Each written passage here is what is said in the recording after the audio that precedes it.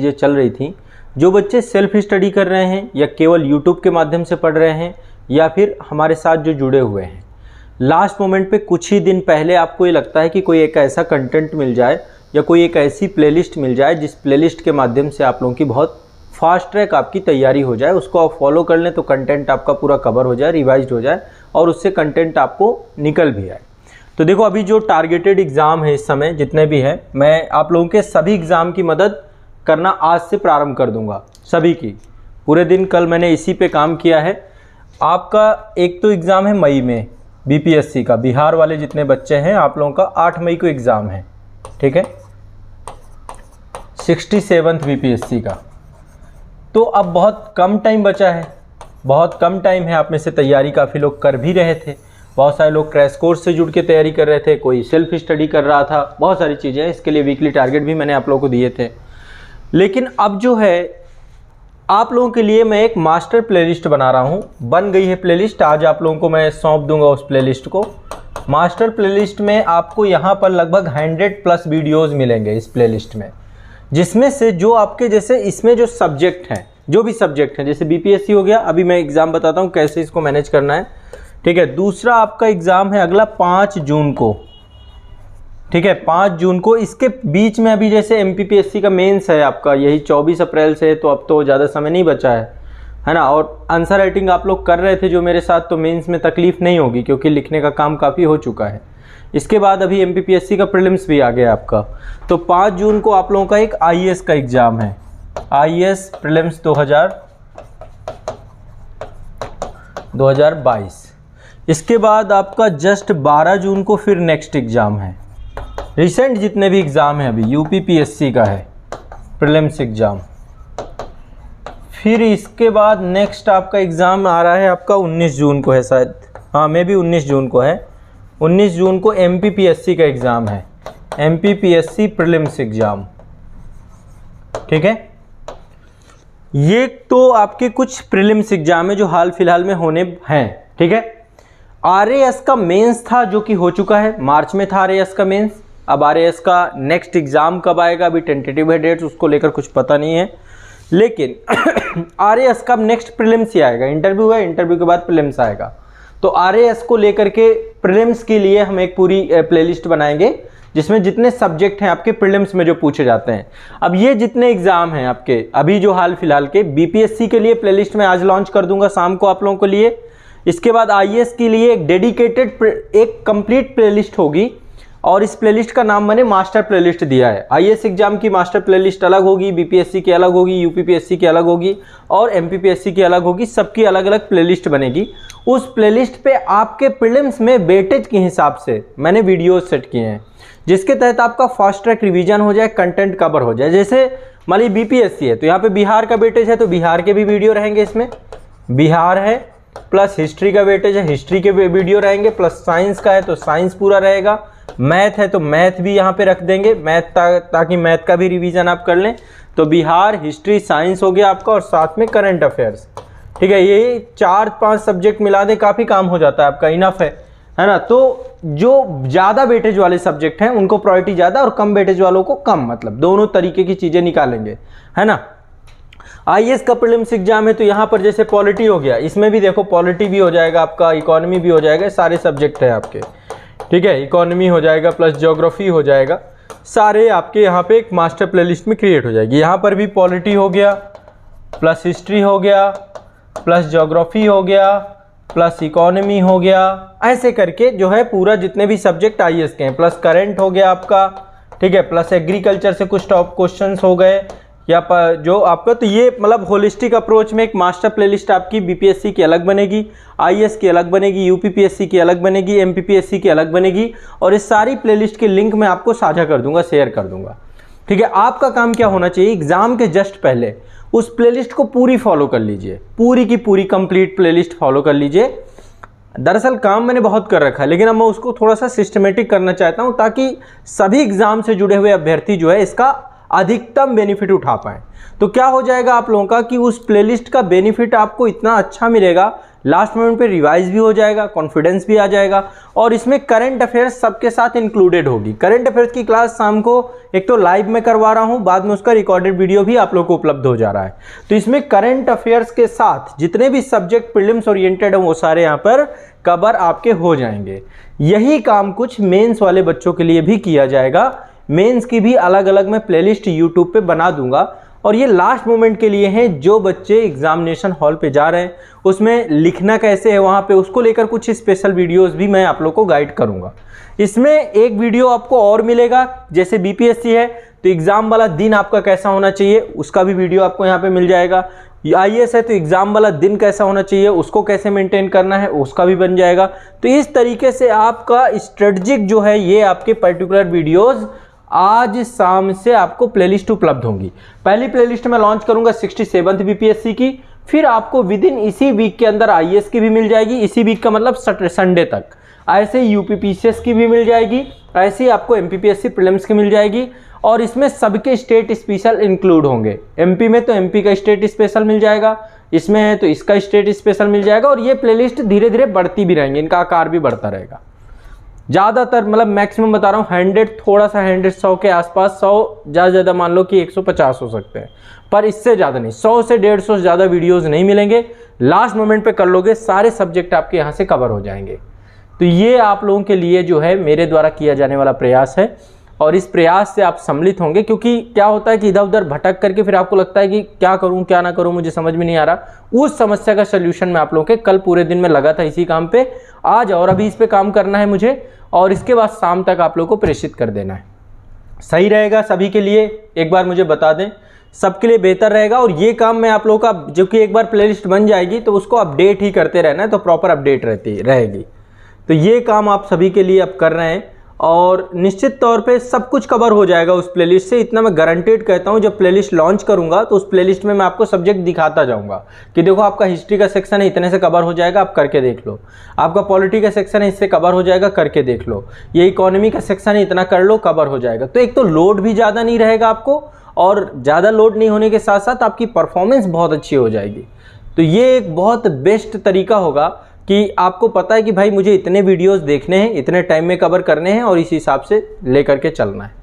तो बस ये आप सभी के लिए एक बड़ा प्रयास मेरा आज, मतलब फाइनल आज टच दे दूंगा। कल मैं पूरी रात भी लगा रहा हूँ, क्योंकि काम थोड़ा सा बड़ा है, क्योंकि इसमें मैं सबको कवर कर रहा हूँ। यहाँ तक कि छत्तीसगढ़ पीसीएस वाले जो बच्चे हैं उनकी भी एक प्लेलिस्ट बनेगी, राजस्थान वालों के लिए एक प्लेलिस्ट बनेगी, ऐसे ही आपकी उत्तराखंड वालों के लिए प्लेलिस्ट बनेगी, और सबको करंट अफेयर्स मिलेगा।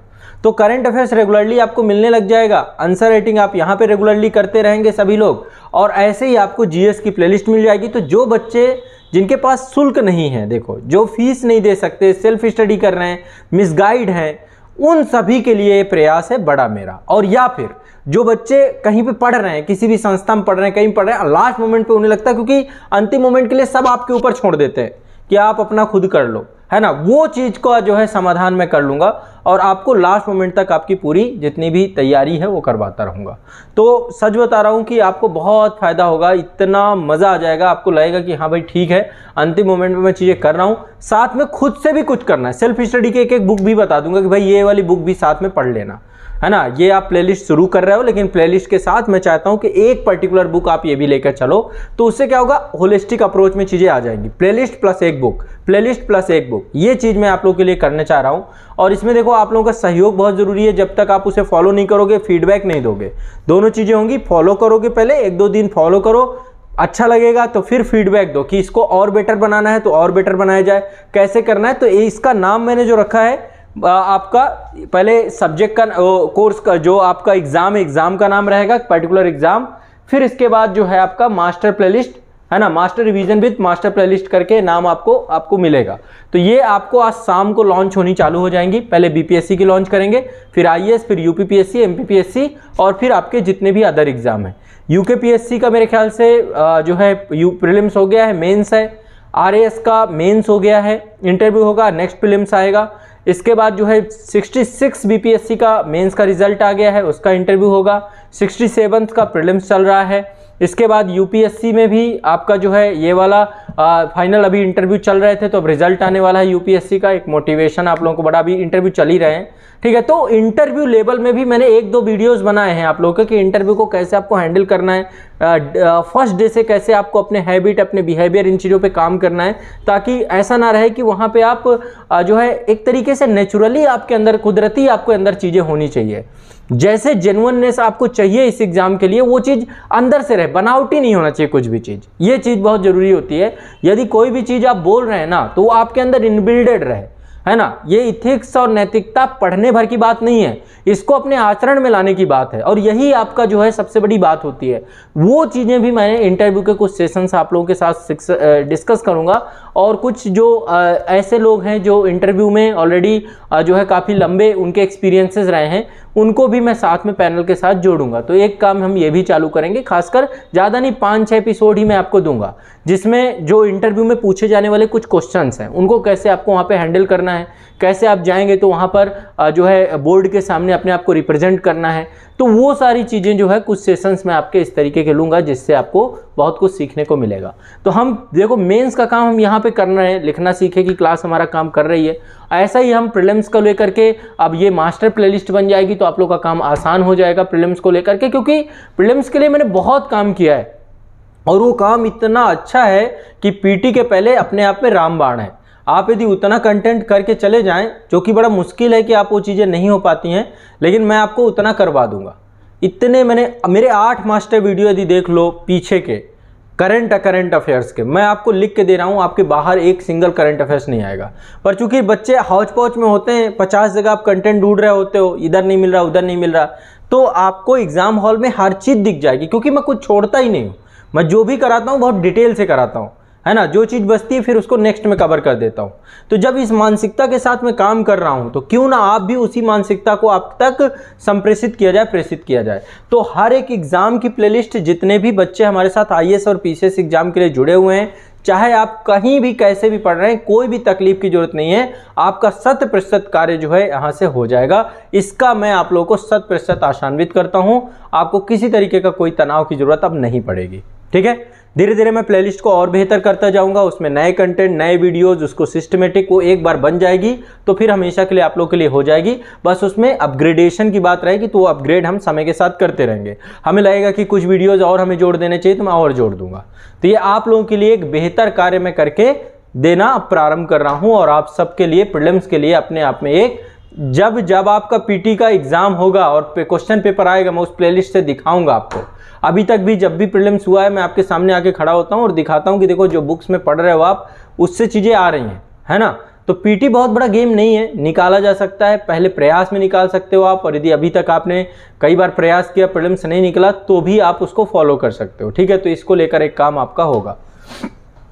देखो करंट अफेयर्स आप लोगों को सारे ही मिल जाएंगे। देखो वो तो एक प्रक्रिया है ना, प्रोसीजर से चल रहे हैं। अभी तक यदि मैंने दिया है तो आगे भी सारी चीज़ दूंगा। टाइमिंग, देखो टाइमिंग अब आपको एडजस्ट करनी है, समय आपको देना है। जब आप समय नहीं दोगे, अब आपका काम क्या होना चाहिए? पढ़ना।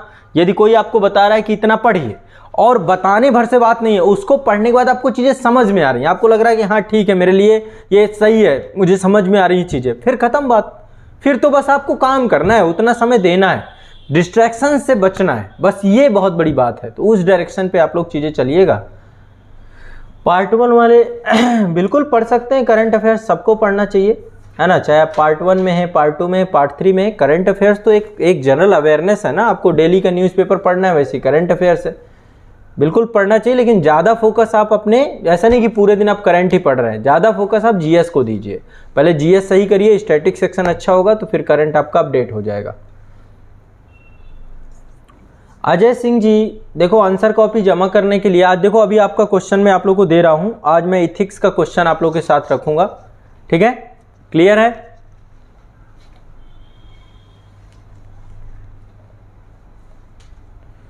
देखिए दोनों चीजें होती हैं, एक सिक्के के दो ही पहलू हैं, या तो आप सफल होंगे या तो आप असफल होंगे, दोनों चीजें हैं।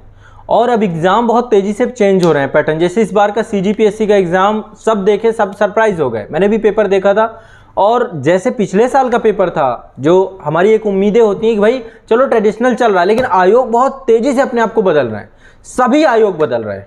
तो ऐसे में अब हमें भी उतने ही अपग्रेडेशन के साथ काम करना पड़ेगा, उतनी ही मेहनत हमें भी करनी पड़ेगी। यदि आयोग का स्तर यहाँ जा रहा है तो हमें भी उसी स्तर पे आके लड़ना पड़ेगा। इसलिए हमें अपने रिसोर्सेस एक बार रीचेक करने पड़ेंगे, कंटेंट को एक बार फिर से देखना पड़ेगा, उसके लिए हमें पिछले साल के क्वेश्चंस के साथ बने रहना पड़ेगा, तभी तो हम अपना वो देखेंगे। और जैसे ही पेपर होता है देखिए क्या चेंजेस हुए, क्या सस्टेन चल रही हैं चीज़ें, तब जाके चीज़ें होंगी, है ना। अब आप कंपटीशन, अब सब लोग मेहनत कर रहे हैं, रात दिन परिश्रम करने वाले बच्चे हैं, और ऐसे में आपको भी उतनी परिश्रम मेहनत तो करनी पड़ेगी ना, तब चीज़ें होंगी। एक और है भावना कौशिक जी, सर 2 घंटे की वीडियोस रखा कीजिए, आप ज़्यादा घंटे की वीडियोस देखते हैं तो मेंटली क्या हो जाता है आपका?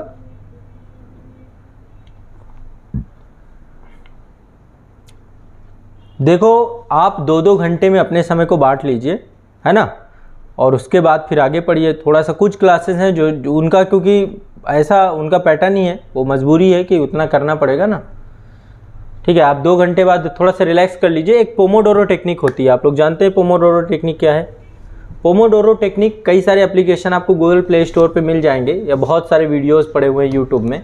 पोमोडोरो टेक्निक में क्या होता है, एक तरीके से विज्ञान का कहना है कि आपके ब्रेन जो है ना, ब्रेन क्या कर रहा है, जब डेटा कलेक्ट करता है, कलेक्ट करने के बाद थोड़ा सा समय चाहिए उसको उस डेटा को क्या करने के लिए, उसको जो है एक तरीके से याददाश्त में तब्दील करने के लिए।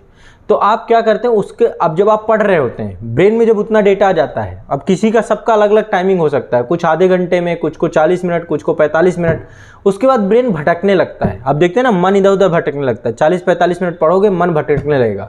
ये नेचुरल चीज़ है, ये बहुत अच्छी बात है। क्या कर रहा है वो, जो भटकाव की स्थिति है ना, वो आपसे कह रहा है कि डेटा टंकी अब ओवरफ्लो हो रही है, अब आपके दिमाग में बैठ गया, अब उसको पहले आप पचाइए। आप खाना खा रहे हैं, बॉडी भी तो यही काम कर रही है ना, आप भोजन लेते रहते हैं, लेते लेते बॉडी आपको मना करती है कि अब ओवरफ्लो हो जाएगा, अब ओवरफ्लो हो जाएगा, आपको डकार आने लग जाएगी, वो बताने लगती, इंडिकेट करेगी आपको, ताकि रुक जाओ। आप जितना आपने ले लिया पहले उसे पचाओ। यही ब्रेन के साथ होता है। कभी भी आप मेरी क्लासेस देंगे तो मैं हमेशा 40-45 मिनट के बाद आपको थोड़ा सा आपको दूसरे विषय को लेकर के आपसे डिस्कस करता हूँ, 5-10 मिनट टॉपिक चेंज करूँगा, कुछ करूँगा, है ना। तो वो क्या होता है, वो एक पोमोडोरो टेक्निक है कि आपको 40-45 मिनट के बाद आपके मन को थोड़ा सा रिलैक्स चाहिए होता है, शांति चाहिए होती है। तो मन क्या हो रहा है आपका, रिलैक्स्ड हो रहा है एक जगह पे, और जब रिलैक्स्ड हो रहा है, आपके डेटा को स्टोर कर रहा है, अपनी याददाश्त क्रिएट कर रहा है, उसलिए वो भटक रहा है इधर उधर से, वो कह रहा अब नहीं चाहिए मुझे कंटेंट, और 5-10 मिनट बाद फिर आप फिर उसी एनर्जी के साथ लग सकते हो।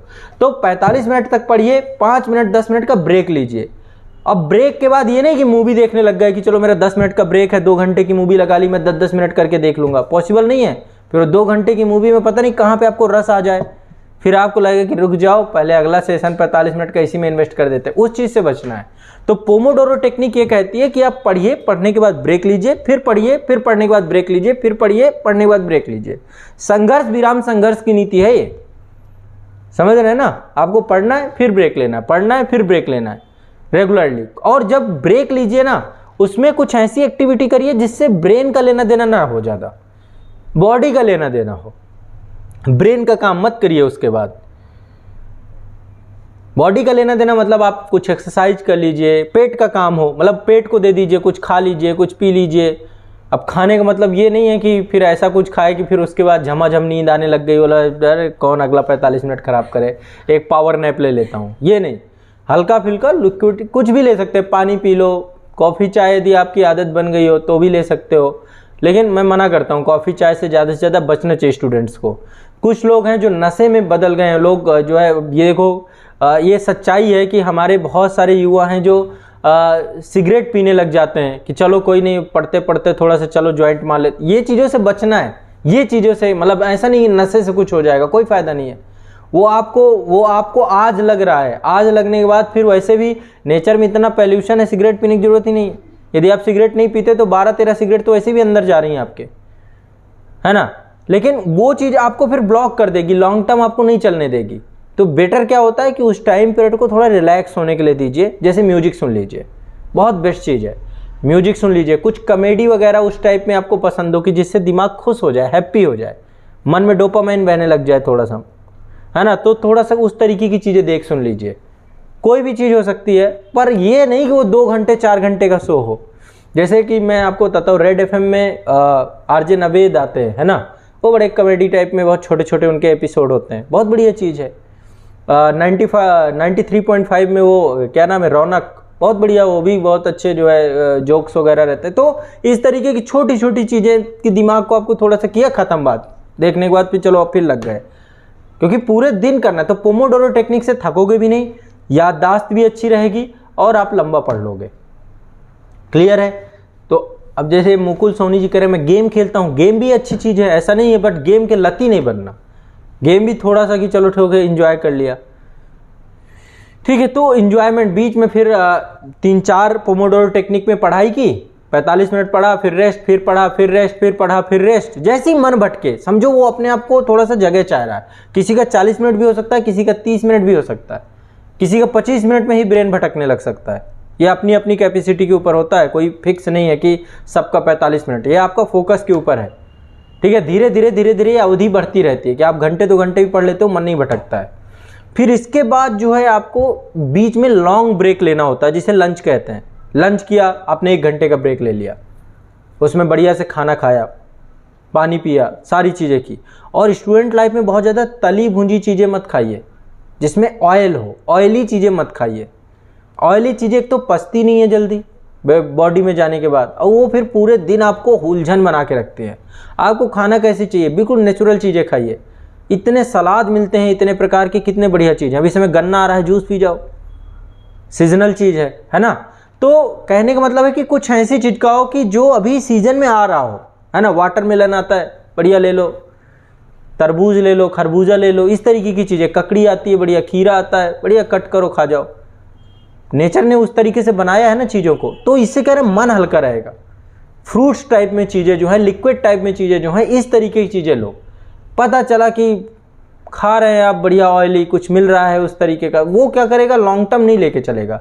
पूड़ियाँ ही पूड़ियाँ खा रहे हैं, वो सबसे बचो, है ना। कुछ जो है बाहर छोला भटूरे के साथ देखते हो क्या करते हो, पूरा स्नान करता है तेल के साथ, तेल में नहा के बाहर आता है वो, उसमें कितना ऑयल रहता है। अब छोला भटूरा खा लोगे, वैसे भी सड़ा मैदा होता है, उसमें मैदा ही तो है। कब का मैदा है, कैसा मैदा है, किस तरीके से वो किया गया, वो उसको फिर ऑयल में, और फिर वो आप खा रहे हो, तो वो पेट में जाके क्या देगा। वहीं उसी की जगह पे आपने सैलेड खाया, बहुत चीज़ें हैं, कैरेट आती है, बहुत है इस समय। तो वो पैसा उतना ही खर्च होना है, लेकिन उसको तब्दील आपने ऐसे कर दिया। ब्रेन भी शांत, हल्का, पच भी रहा है, नींद भी अच्छी आने लग जाएगी, सब कुछ है। तो खान पान में भी उतना ही बदलाव करना है आपको, ठीक है। ड्राई फ्रूट ले लो, भिगो दो बढ़िया, थोड़े से, बहुत महंगा नहीं पड़ता, काजू किशमिश और ये बादाम वगैरह, ऐसा नहीं कि बहुत हाई प्रोफाइल चीज़ है, इतना खर्चा ही कर देते हो, बट थोड़ा थोड़ा ले लो और उसको कर दो, वो भी बढ़िया चीज़ है, ठीक है। तो कहने का मतलब ये है कि पढ़ने के लिए थोड़ा सा आपको अपने दिनचर्या में, अपने खान पान में थोड़ा बदलाव, टेक्निक्स में बदलाव लाना पड़ेगा। मेरी क्लास में आप लंबा, कोई भी वीडियो मेरा उठा के देख लो, आप बहुत लंबा तक जा सकते हो उसमें। 2-2 घंटे 4-4 घंटे की बात छोड़ो, आप 12 घंटे एक क्लास देख सकते हो, क्योंकि हर 45 मिनट के बाद, 40 मिनट के बाद आप देखते होंगे कि मैं थोड़ा सा टॉपिक से हटता हूँ। उसके पीछे मेरा एक रीज़न होता है, वो रीज़न है कि कैसे आपके ब्रेन को जो कुछ भी मैंने पढ़ाया वो एडजस्ट कर ले। अब वो एडजस्ट करने लगता है, आपको लगता है भूल गया ये चला गया, जबकि वो अपनी याददाश्त में उसे समाहित कर रहा है जो भी पढ़ा। अब आप मैसेज उसे कहते भूल गए क्या भाई, वो कहता है किसी दिन मैं भूल ही जाऊंगा तुम्हारे डेली कहने पे। यदि हर किसी व्यक्ति को, कोई बच्चा है उसे डेली कहो कि बहुत मूर्ख है ये बच्चा, बहुत, वो बन जाएगा वैसा मूर्ख। ब्रेन में इतनी शार्पनेस है, वो लगातार काम कर रहा है, कितना डेटा कलेक्ट कर रहा है, और आप उसे बोल रहे हो भूल जा रहे हो तुम। तो उससे आप पॉजिटिव मैसेज दो, पॉजिटिव थॉट प्रोसेस दो, उसे बार बार ये चीज़ रिकॉल मत कराओ कि नहीं ये हो जाएगा, ये हो जाएगा, ये हो जाएगा। जो आप सोचते हो वैसे ही आप बन जाते हो फिर।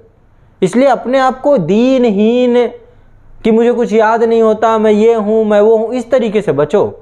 अपने अंदर ये लगे कि हाँ भाई मैं कुछ कर रहा हूँ, और जो कर रहा हूँ बहुत सीरियस काम है। अपने आप को खुद आप गंभीर नहीं लेते, फिर कहते हो दुनिया गंभीर मुझे नहीं लेती है। पहले खुद तो अपने आप को गंभीर लेना चालू करो ना। गंभीरता कहाँ से आएगी, जब आप स्वयं को गंभीर लेना चालू होंगे।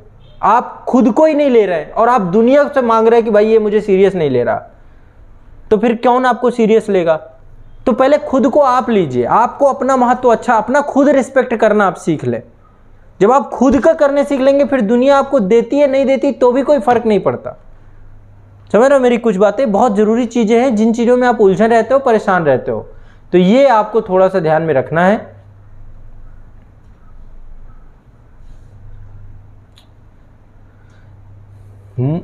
मनी ऑफिशियल जी कह रहे हैं सर मेरे भाई डेट कर गया है क्या करें। देखिए जीवन में कई सारे बहुत कड़ू अनुभव भी आते हैं आपको, आप इन चीज़ों को प्लान नहीं करते, आपको पता नहीं है कौन कब चला जाएगा, किसी को नहीं पता कौन किसके साथ कब तक है, हमें किसी को कुछ नहीं पता है और जीवन में आगे बढ़ना पड़ता है। ये दूसरा सबसे महत्वपूर्ण चीज़ है। आपको लगता है ना कि मेरी उपस्थिति बहुत महत्वपूर्ण है, कोई फर्क नहीं पड़ता है कितने आए और कितने चले गए। इस समाज में, इस दुनिया में हम सिर्फ एक रोल अदा कर रहे हैं और वो रोल हमारा कितने दिन का होगा हमें नहीं पता है। तो ये प्रकृति की चीज़ें हैं, प्रकृति ही इन्हें निर्धारित करती है। इसलिए जो भी हमारे आसपास जो हमारे लोग हैं जिनसे हम जुड़े हुए हैं, अपने परिवार से जुड़े हुए हैं, हमारा खुद भी कुछ पता नहीं है कब कौन चला जाए, कब कैसे कोई चला जाए। आप लोगों ने आसपास देखा होगा कितने लोग चले गए, बहुत अच्छे अच्छे लोग चले गए। ठीक है, मेरा एक बहुत अच्छा मित्र हुआ करता था जो यहाँ पे पूरा टेक्निकल का काम पहले संभालते थे, बहुत अच्छे मित्र थे, मतलब इतना पोलाइट पर्सन नहीं देखा। कोविड में घटना हुई, उनकी शादी हुई थी, बहुत न्यूली मैरिड थे, शादी हुई, उम्मीद नहीं थी, बहुत हेल्दी, बिल्कुल ज़बरदस्त, हो गई घटना। कुछ दिन तक तो भरोसा ही नहीं हुआ कि क्या हो गया। तो समझिए पता नहीं है कि हमारे आसपास क्या चल रहा है, क्या होने वाला है। रावेन सर हमारे जो हैं उनके ब्रदर थे, बड़े भाई, बिल्कुल वैसे यंग, हमारी सेम यही उम्र थी मेरे ख्याल से, पता ही नहीं चला। तो पता नहीं चलता कि हमारे बीच में कौन कब कैसे चला जाएगा। और उसके लिए देखो यदि अटैचमेंट है तो कुछ समय के लिए दर्द होता है, ऐसा नहीं कि हम जो है रोबोट हैं या कुछ हैं, दर्द होगा, हमें बिल्कुल दर्द होगा। लेकिन उस दर्द में इस वास्तविकता को समझिए कि हमें अपने जीवन को सार्थक बना के जाना है, बस यही सबसे बड़ी चीज़ है। हर व्यक्ति एक मिशन में लगा हुआ, आपके पिता एक मिशन में लगे हुए हैं, आपका भाई एक मिशन में लगा हुआ है। यदि हमारे आसपास, मुझे एक चीज़ पता है, मेरे फादर का जो मिशन है कल के दिन मेरी जिम्मेदारी है, मेरी रिस्पॉन्सिबिलिटी है, मेरा जो मिशन होगा मेरी आने वाली पीढ़ी की जिम्मेदारी है। तो हमारे आसपास जो लोग हैं आज हम उनके लिए सिर्फ इतना कर सकते हैं कि हम उनके मिशंस को, जो हमारे स्वतंत्रता संग्राम सेनानी खत्म हो गए, चले गए, कल बाबा साहब भीमराव अम्बेडकर जी का जन्मदिन था, और उनके लिए सच्ची श्रद्धांजलि क्या हो सकती है कि जिस संविधान को उन लोगों ने इतनी चाह से बनाया उसका वास्तविक स्वरूप लागू हो। बाबा साहब ने क्या कहा था कि हम चाहे जितना अच्छा संविधान बना ले, पूरे विश्व का चाहे सबसे बेहतर संविधान बना ले, लेकिन चलाने वाली मशीनरी अच्छी नहीं आई, देश के नागरिक अच्छे नहीं हुए तो कोई फायदा नहीं है। तो बाबा साहब को यदि मैं सच्ची श्रद्धांजलि देना चाहता हूं, मैं भगत सिंह कौन थे? एक ऐसा बच्चा जिसने अपने जीवन की कोई परवाह नहीं की, आपसे भी कम उम्र में उन्होंने अपने आप को फांसी के तख्ते में किसके लिए किया? हम सब के लिए किया ना, कि आने वाली पीढ़ी जो है सुकून से जिए। तो ऐसे से चंद्रशेखर आजाद को देखो, खुद को गोली मार ली। आदमी को अपना जीवन सबसे ज्यादा प्यारा होता है लेकिन देश को सर्वोपरि रखा। अब इन लोगों के लिए सच्ची श्रद्धांजलि क्या होगी? महात्मा गांधी चाहते तो अच्छा खासा जो है वकालत का पेशा कर सकते थे, नहीं कर सकते थे, क्या कमी थी उनकी? क्यों छोड़ करके देश प्रेम में लग गए? क्यों देश को आजाद कराने लग गए? उनके क्या निहित स्वार्थ थे? नहीं थे ना कि मैं आने वाले समय में राष्ट्रपति बन जाऊंगा, आने वाले समय में ये हो जाऊंगा, कुछ नहीं। तो जो लोग करके गए हैं, जो हमारे आसपास हैं, कल के दिन आप स्वयं हो, हमारे सबके जो अल्टीमेट गोल हैं, उद्देश्य हैं, उन उद्देश्यों को आगे कंटिन्यूअस आगे चलते रहें। विचारधाराएं जो सकारात्मक है, जो समाज को सकारात्मक रूप से प्रभावित करती हैं, यदि वो एक्सप्रेड होते रहे विचार, तो ही हम सब सत्य है और उसके लिए ही हम काम कर रहे हैं सब लोग। ठीक है, तो हमारे जीवन में कोई आ रहा है, कोई नहीं आ रहा, या कब हम चले जाएं, बस हमारे रोल अच्छे होने चाहिए, निगेटिव रोल नहीं होना चाहिए। निगेटिव रोल के लोग आपको मिलेंगे, उनको भी आपको परिवर्तित करना है। महात्मा बुद्ध को देखो, हृदय परिवर्तन हुए, बहुत बड़े बड़े हृदय परिवर्तन हुए हैं, चाहे वो रत्नाकर डाकू रहा हो, आज वही वाल्मीकि जी हैं और उनकी रामायण जो पूरे भारत को नहीं पूरे विश्व को रोमांचित करती है। गोस्वामी तुलसीदास हो, या फिर आप अंगुलीमान डाकू की बात करिए जो लगातार उसको हिंसा के अलावा दूसरा कोई मतलब ही नहीं होता था। तो ये आपको अंदर अपनी कैपेसिटी, जब बुद्ध सामने खड़े होंगे ना तो निश्चित तौर पे कोई भी अंगुलीमाल अपना अस्त्र त्याग देगा, पर पहले बुद्ध बनिए तो सही। तो मेन चीजें यह है कि आपको अपना स्व विकास करना है, और स्व विकास से ही सारे विकास हो जाएंगे। आज सब दुनिया को बदलने चल रहे हैं, खुद को कोई नहीं बदल रहा, ये सबसे बड़ी चीज है। तो अपना आत्म विकास, अपना आत्मबल, कल के दिन एक अच्छा ह्यूमन रिसोर्स बन जाओगे आप, है ना, पढ़ लिख के बेहतर। भारत का वैसे ही बहुत बड़ा ये आपने देशभक्ति है, इससे बड़ी देशभक्ति कोई हो ही नहीं सकती है, एक अच्छे नागरिक में तब्दील हो जाना। तो ये सबसे इंपॉर्टेंट चीज है, समझ रहे हैं। बस और जीवन कुछ नहीं है। देखिए ये सत्य है, एक दिन सबको जाना है। आज मैं आप लोगों के सामने दिख रहा हूं, कल के दिन पता नहीं, पता चला कि कल ना रहे, कुछ नहीं पता है। जीवन बहुत अनिश्चित है, बहुत ज्यादा अनिश्चित है, बहुत ज्यादा अनिश्चित है। कुछ नहीं पता कब किसकी सांस कब रुक जाए, ठीक है। तो इसलिए अपने जीवन में अच्छे कार्यों की तरफ आगे लगे रहिए। जो आपके लक्ष्य हैं, जो टास्क हैं, उनको पूरा करने में पूरा जोर लगा दीजिए। स्टीव जॉब्स हमेशा ये कहते थे कि जब मैं कभी हमें उठता था सुबह, तो सबसे पहला प्रश्न होता था कि आज का दिन मेरा यदि आखिरी दिन हुआ तो क्या। अब ये यदि आपके दिमाग में एक बार बात बैठ जाए कि आज का दिन आखिरी दिन हुआ तो क्या, मतलब इतना काम करने को बाकी है, मेरे पास टाइम ही नहीं सोने का, मेरे पास टाइम ही नहीं गप लड़ाने का, मेरे पास टाइम ही नहीं किसी अन्य चीज को करने का, मैं तो सिर्फ और सिर्फ फिर जूझ करके अपने काम पे लग जाऊंगा। सोचिए, वो कह रहे थे कि मैंने कुछ नहीं किया, बस मेरा एक ही विचार ने मुझे क्रांतिकारी बना दिया। मैं सुबह से शाम तक सिर्फ काम में इसलिए लगा रहा क्योंकि मुझे लगता था कि यार सब अधूरा पड़ा रह जाएगा, मुझे इसे पूरा करना है। वीरेंद्र सहवाग जी कहते थे, उनसे पूछते थे कि भाई आप एक एक दिन में 300-300 रन कैसे मार देते थे, 200-200 रन आपने बड़ी बड़ी लंबी लंबी पारियां खेली टेस्ट मैच में। वो कहते थे कि जिस दिन मैं खेल रहा हूं ना, मुझे बस ये लगता था कि आज मेरा दिन है, कल रहे ना रहे ये दिन, इसलिए मैं मैक्सिमम जितने रन बना सकता हूं उतने बनाऊंगा। तो ये जो महान लोग हैं, बड़े लोग हैं, महात्मा गांधी 1 मिनट के समय को भी महत्वपूर्ण मानते थे। हम लोग उनके पद चिन्हों में चल सकते हैं, उनकी दिशा में आगे बढ़ सकते हैं, प्रयास कर सकते हैं कि यार यदि ये लोगों ने सिर्फ इतने छोटे छोटे फार्मूले अप्लाई किए और ये इतने बड़े लोग बन गए आज के टाइम पे, यदि इनमें से किसी का मैंने एक फार्मूला उठा लिया और निश्चित तौर पे आगे बढ़ने लग गया, तो निश्चित तौर पे कहां से कहां पहुंच जाऊंगा। तो ये जज्बा और जुनून होता है जो आपको सफल कराता है। कोई बहुत बड़ी चीज नहीं है सिलेक्शन। क्या है सिलेक्शन? कुछ नहीं है। कोई भी सिलेक्ट हो रहा है आज के टाइम पे? नहीं हो रहा। एक जज्बा चाहिए, एक जुनून चाहिए, हो जाएगा आपका सिलेक्शन। बिल्कुल घबराने की जरूरत नहीं है। आप बहुत बेहतर हो, बहुत बड़ी कंडीशन में हो, बस ये है कि कुछ गुड हैबिट्स अपनानी है और अपनी मेहनत के लिए पागल हो जाना है। दीवानगी आनी चाहिए आपके अंदर, एक ऐसा दीवानापन आना चाहिए कि उसके लिए सब कुछ समर्पित करने को तैयार हो कि यार सब एक तरफ और सिलेक्शन एक तरफ। सिलेक्शन हो के रहेगा, बहुत बड़ी चीज नहीं है। सिलेक्शन बहुत लोगों का हो गया है। कितने लोगों को जानते हो आप लोग? नहीं जानते ना। तो आपका काम यह होना चाहिए कि आप अपने लक्ष्य की तरफ आगे बढ़ते रहो और लक्ष्य और उद्देश्य बड़े बनाओ, है ना। अभी काम पढ़ने का है, पढ़ो खूब बढ़िया से और देखो सब कुछ हो जाएगा, ठीक है ना। चलिए अब सेशन प्रारंभ करते हैं आंसर राइटिंग का।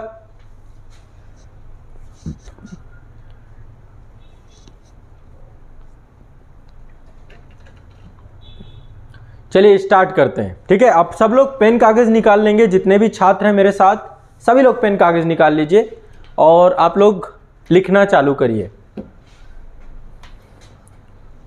पेन कागज सभी लोग निकाल लीजिए, सभी लोग पेन कागज ले लीजिए। देखो यहां से आज से शुरुआत करो। जो लोग आज तक नहीं लिखते रहे, शुरू तो करो एक बार।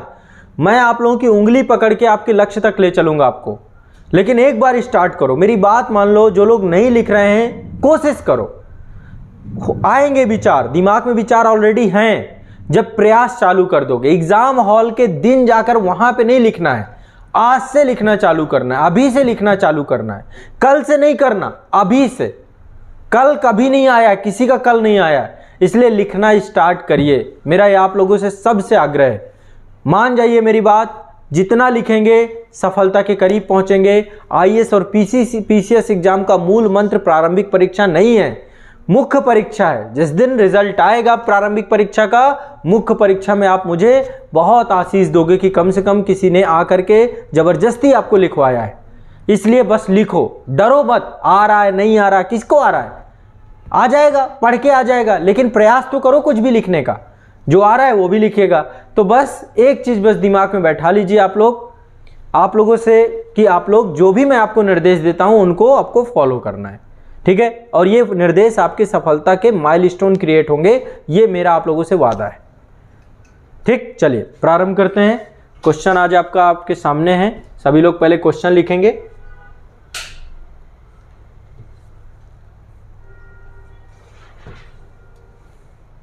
इथिक्स का क्वेश्चन है, ये टॉपिक मैंने पहले बता दिया था, ठीक है, और इस टॉपिक से ही क्वेश्चन रहेगा आपका।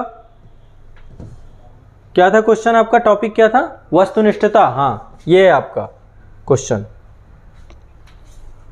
सभी लोग क्वेश्चन लिख लें।